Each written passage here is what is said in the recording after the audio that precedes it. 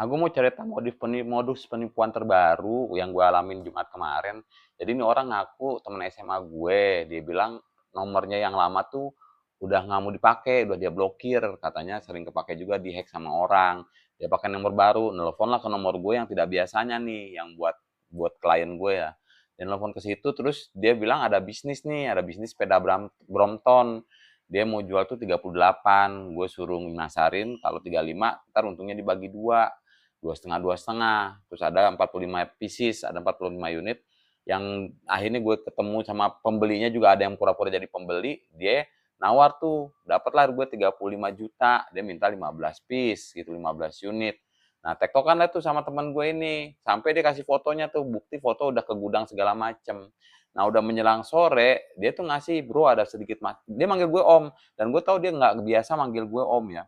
Terus dia bilang, om ada masalah nih, gue limit limit apa rekening gue limit buat bayar sepedanya keluar dari gudang. Itu transaksi ada 700-an juta. Dia udah kasih tuh bukti transferannya 100 juta, terus 150 sekian, ada 50 juga, ada minjem dari temennya 5 juta, 10 juta segala macam. Dia udah ngasih tuh ke gue. Terus gue bilang, ya gue karena temen, karena gue tahu dia, ya udah deh gue tombokin, cuma ada sejuta-sejutanya nih, gue bilang gitu. Dia akhirnya ngeh juga nih, gue udah ngasih nomor rekening lagi. Untungnya tuh nomor rekening nggak ada mobile banking ya. Makanya teman-teman gue sih nyaranin jangan pakai mobile banking dah kalau untuk safety ya. Dengan pakai ATM aja nih untuk rekeningnya. Nah, dia nyaranin ke gue, dia dia agak lemes juga. Oh, cuma ada segitu. Ngakunya awalnya tuh kurang 75 juta awalnya. Terus dia bilang gue dapat nih 50 juta, gue dapat lagi 10 juta. Tinggal apa namanya? Tinggal 2,5 juta tuh. Gue bilang gue nggak ada, gue ada cuma sejuta doang, orang buat makan juga. Gue udah kegiur aja tuh, keuntungannya udah hitungan gue 32,5 juta. Itu kan, waduh gue bilang sayang nih. Akhirnya ya udah gue nyerah aja tuh, udah malam udah gue diemin aja. Sampai malam si engkohnya ini yang mau telepon pembelinya ceritanya nggak nelfon gue, padahal tadi siang itu waktu habis deal sama gue tuh nelfon mulu tuh, dicecer gue. Biasa emang kita dibikin panik dulu sih biasanya. Dibikin panik dulu, nanti kalau udah panik baru kita keluar duit tuh segala macam. Nah, si teman gue nya ini juga apa namanya, nggak gue telepon. Masalahnya yang gue heran adalah suaranya mirip loh. Udah segitu canggihnya suara AI. Makanya barusan gue klarifikasi sama teman gue tanya, lu ada telepon gue gak hari Jumat? Nggak ada, dia bilang gitu. Gue nggak ada WhatsApp lu, nggak ada telepon lu hari Jumat, dia bilang. Makanya begitu tahu, dia tahu manggil gue nama biasanya, nggak manggil om. Makanya gue bilang, awal juga udah ini banget. Terus gue bilang, ntar duitnya transfer ke gue. Oh nggak apa-apa, transfer aja ke lu. Ah, gak bisa gue kasih nih, kan gue cuma pakai ATM. Hari Senin paling gue bilang, santai aja. Buset, 400 juta santai. Gue nggak percaya juga kan. Di situ udah gue mulai curiga tuh gue tuh. Nah udah gitu ya, ya pas tadi gue klarifikasi ternyata udah sampai situ. Dan akhirnya gue bilang, hati-hati ya. Jadi nggak pakai nomor lagi, tapi nomor lo tuh dibilang dihack orang. Entah dia nyari nomor kayak gimana, gue nggak ngerti. Karena kan gue juga ada di beberapa bio gue tuh. Nah, dia mungkin dari situ dapatlah nomor gue, terus gue di WhatsApp sama dia.